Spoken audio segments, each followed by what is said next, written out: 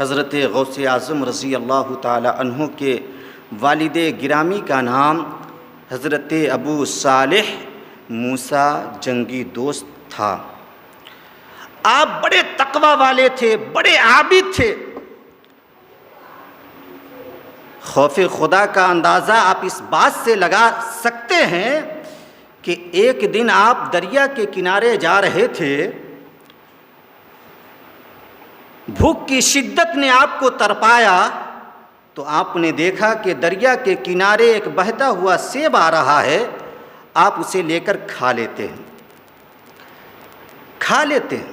تقویٰ دیکھیے، رب کا خوف دیکھیے، حضرت غوث اعظم کے والد گرامی کے اندر کتنا زیادہ تھا کہ سیب دریا سے لے کر آپ کھاتے ہیں، جبکہ یہ حقیقت ہے کہ دریا کا کوئی مالک نہیں ہوتا، دریا کی جو چیزیں ہوتی ہے اس کا کوئی مالک نہیں ہوتا، اس کا صرف اور صرف اللہ رب العزت مالک ہوا کرتا ہے۔ لیکن یہ آپ کا تقویٰ تھا، آپ کی پرہیزگاری تھی کہ آپ نے سیب لیا دریا سے، اسے تناول کیا، آپ کے تقویٰ نے آپ کو جھنجھوڑا کہ اے ابو صالح، جس سیب کو تم کھائے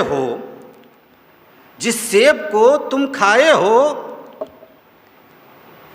یہ ہوگا تو کسی باغیچے کا، اور اس باغیچے کا کوئی نہ کوئی مالک ہوگا، لہٰذا تم بغیر اس کی اجازت کے اس پھل کو کھائے ہو، اسے کھا کر تم نے جرم کا کام کیا ہے۔ جب آپ کے تقویٰ نے آپ کو جھنجھوڑا تو آپ دریا کے کنارے چلنے لگے اس ارادے سے کہ جہاں سیب کا باغیچہ ملے گا اس کے مالک سے جا کر میں معافی طلب کروں گا۔ کافی دور جانے کے بعد حضرت ابو صالح موسیٰ جنگی دوست کو ایک شاندار مکان نظر آتا ہے اور اس کے بغل میں ایک سیب کا باغیچہ نظر آتا ہے جس کے پھل اسی دریا کے اوپر لٹکے ہوئے دکھائی دیتے ہیں۔ آپ کو یہ یقین ہو جاتا ہے کہ جس سیب کو میں کھایا ہوں وہ اسی باغیچے کا ہے، لہٰذا آپ پوچھتے ہیں کہ اس باغیچے کا مالک کون ہے؟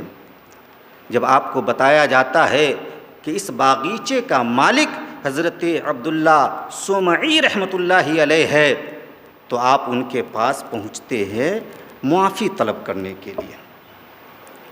حضور، آپ کے باغیچے کا ایک پھل دریا سے بہہ کر جا رہا تھا، میں نے آپ کی اجازت کے بغیر اسے کھا لیا۔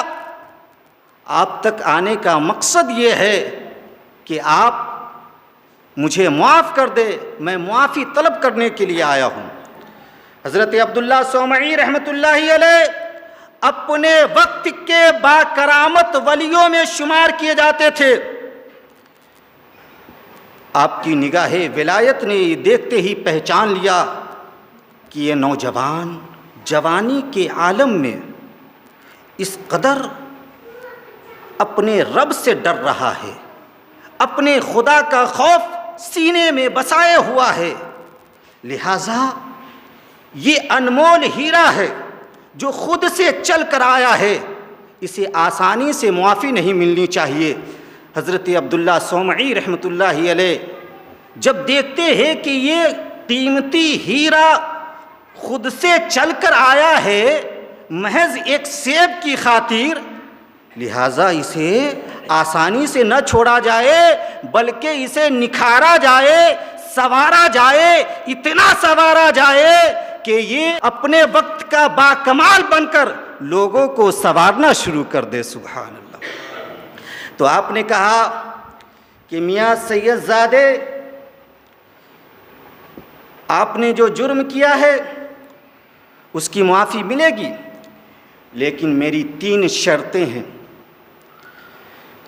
3 شرطیں ہیں، پہلے آپ میری پہلی شرط کو پوری کریں، اس کے بعد میں بعد کی 2 شرطیں آپ کو بتاؤں گا۔ کہا حضور ٹھیک ہے، آپ کی شرطیں میں منظور کر لوں گا، لیکن مجھے معافی تو مل جائے گی؟ کہا ہاں معافی مل جائے گی۔ تو حضرت عبداللہ الصومعی رحمۃ اللہ علیہ نے حضرت ابو صالح موسیٰ جنگی دوست رحمۃ اللہ علیہ سے فرمایا کہ پہلے 12 سال تک میرے اس باغیچے کی نگہبانی آپ کو کرنی ہوگی، دیکھ بھال کرنی ہوگی۔ جب 12 سال کی مدت پوری ہو جائے گی تب جا کے میں دوسری اور تیسری شرط آپ کو بتاؤں گا۔ اللہ اکبر کبیرہ۔ اللہ والے حقیقت میں بڑی شان والے ہوا کرتے ہیں، لیکن وہ شان جو انہیں ملا کرتی ہے وہ تقویٰ کے ذریعے ملا کرتی ہے، زہد کے ذریعے ملا کرتی ہے، رب کی بندگی کے ذریعے ملا کرتی ہے، خوف الہی کو سینہ میں بسانے کے بعد ملا کرتی ہے۔ اتنی آسانی سے انہیں شان عظیم حاصل نہیں ہوا کرتی۔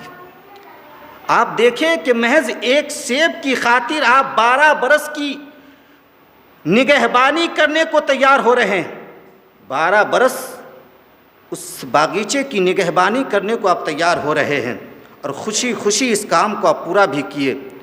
جب یہ مدت پوری ہو گئی